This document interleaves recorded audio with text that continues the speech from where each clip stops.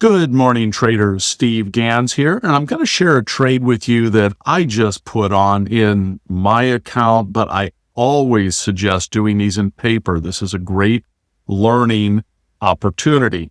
This particular trade, which is one of my favorite trades, is called a broken wing butterfly. So why is it called a broken wing butterfly? It's called a broken wing butterfly because on this side, I have 60 points in risk. And then on the other side, I only have 45 points in risk. That gives me a structure that looks like this, that has limited to no risk on the upside. So why am I doing that particular type of trade? I'm doing that because the SPX is very strong. It's showing very bullish tendencies right now. And if it does pull back over the next few weeks, I would expect maybe a pullback here into the 65.50 range, somewhere along those lines, if it pulls back. If it pulls back into that 65.50 or so range, pulls back into here, still doesn't really do any technical damage to this trade. Now, volatility in a pullback like that, if it happens fast, will likely pick up. Volatility, an increase in volatility, will provide some negative impact on this trade.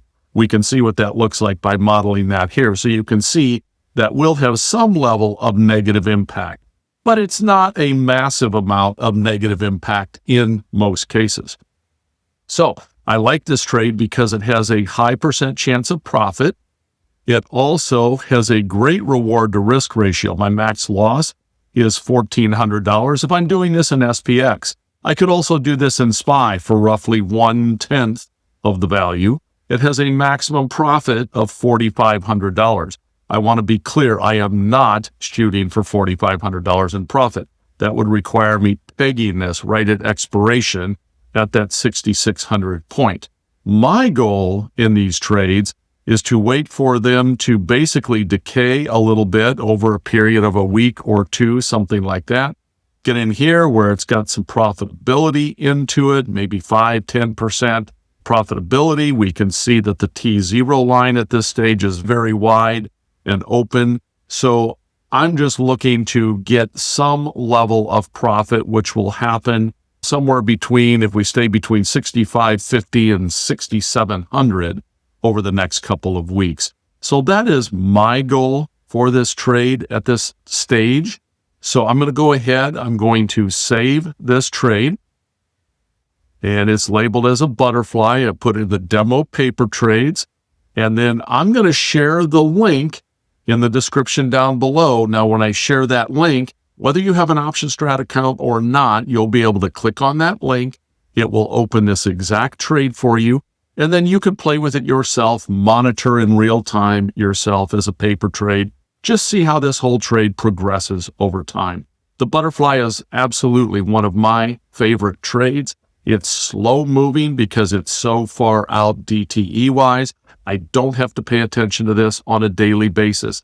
Unless we were to have 100-point move or so in the SPX in a given day, then I might need to come in, take a look at it, see where it's at, maybe consider an adjustment of some type.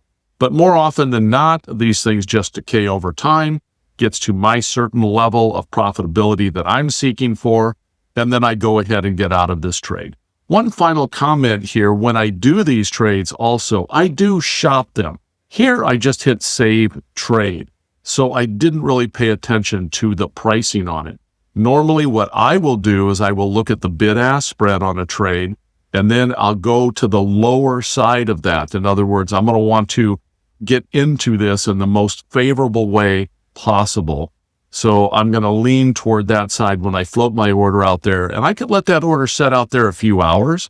I could let it set out there even a couple days waiting to get filled. That's not really a big deal since this trade in this particular case is a 30-day trade. If I get filled today, fine. If I get filled tomorrow, fine. No big deal.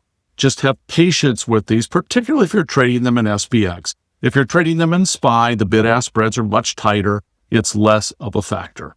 So with that, I'm going to wrap up this video. As always, if you find this content useful, of value, please subscribe. Feel free to give me any comments below as well. Take care.